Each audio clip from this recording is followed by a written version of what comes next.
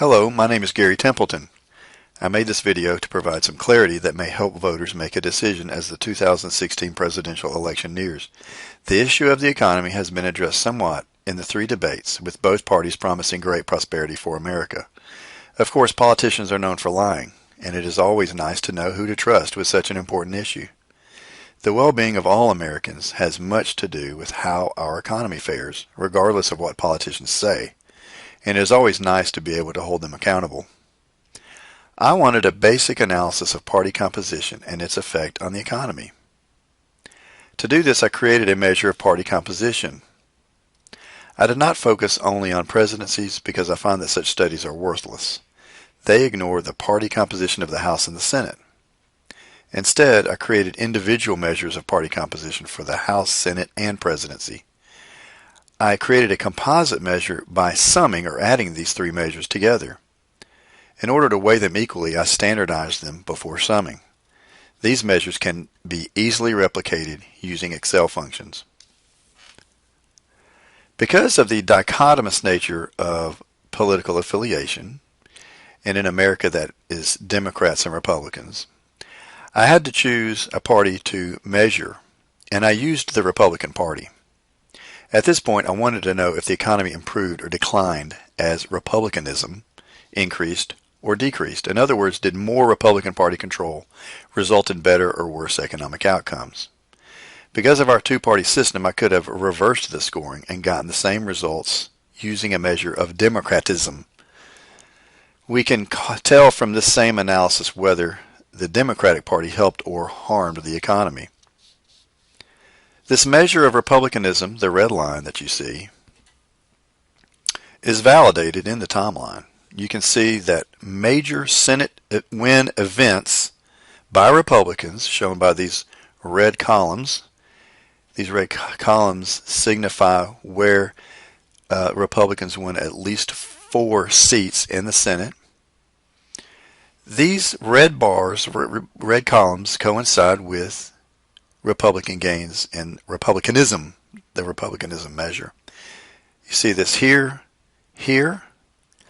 For the third column, you see an increase in republicanism, and the final column. So in other words, you see a major gain in the Senate, and you see increases in republicanism. What I'm saying here is that this measure makes sense. Conversely, where you see major Democratic gains in the Senate, in other words, the Republicans lost 6 seats here, and they lost 8 seats here, you see that republicanism, the composition of the Republican Party in Washington, decreased. So in other words, the measure makes sense. To measure the economy, I used a widely known unemployment rate, which correlates well with many other economic indicators. I used one basic economic indicator to keep the analysis simple, but I believe the results are relevant given all the talk politicians give to jobs. Many agree the unemployment rate is a primary indicator of the economic well-being of our country. And you can see that unemployment rate is represented by this gold line.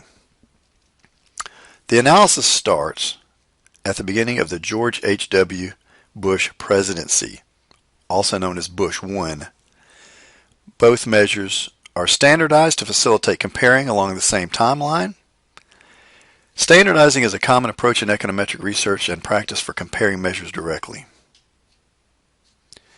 As I said, the gold line is standardized unemployment. The red line reflects a standardized measure of republicanism, or the extent to which Republicans comprise of the House, Senate, and presidency. It's that composite measure. Generally, when either line is below 0, it is historically lower than the average and vice versa. Also, when republicanism is below 0, Republicans have less power than the Democrats and vice versa. Finally, when the unemployment rate goes down, of course, that is a good thing. Let's interpret the results using this data. First, a scatter chart of these two measures reveals that generally as republicanism goes up, unemployment goes down. That looks favorable for Republicans. As you see, republicanism goes up, unemployment goes down. That looks favorable for Republicans.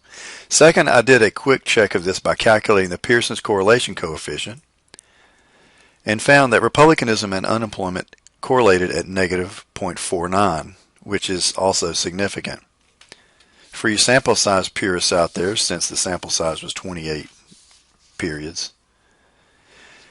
So I double checked using Spearman's rank and found a similar significant result. This means that unemployment is significantly negatively correlated with Republicanism. This corroborates the scatter chart and again provides evidence that Republicans are generally good for the economy. Of course, the scatter chart and the correlations also suggest that Democrats in Washington are bad for the national economy. Third, looking back at the timeline, it shows startling patterns regarding U.S. election outcomes and their simultaneous effects on the economy. The timeline reveals that markets are paying attention to elections and investment patterns coincide with who wins and loses U.S. federal elections. Let's look at this timeline. Notice that for the two obvious times where Republicanism is below zero, right here and here, in other words, when Democrats have more control, unemployment is high in both situations. Conversely, when Republicanism is generally high, unemployment is low. This is corroborated by the major election events for both parties, these columns. When there are major positive elections regarding the Republican Senate, these red bars, in other words, when the Republicans gain 4 more seats, strong economic performance coincides. You see that here's a red bar, and we see unemployment going down, another red bar, unemployment going down, 2 red bars, unemployment going down significantly and pretty rapidly. Conversely, each time there is a major negative election regarding Republicans in the Senate, in other words, these blue bars where the Republicans lost 6 seats and 8 seats in back-to-back elections, you see a massive increase in unemployment. So generally, when Republicanism is trending upward, labor coincidentally does well. There is an exception in this model, as you can see.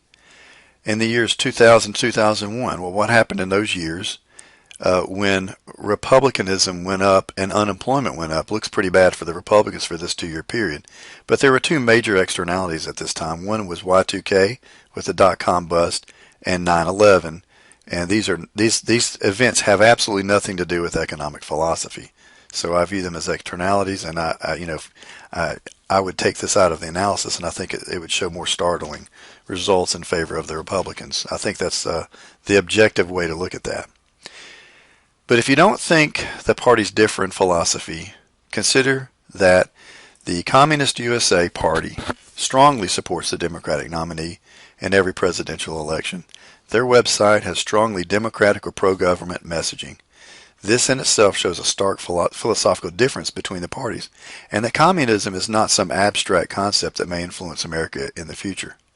This analysis shows that control-oriented philosophies such as communism, socialism, and progressivism are alive and well and have been affecting our economy for decades.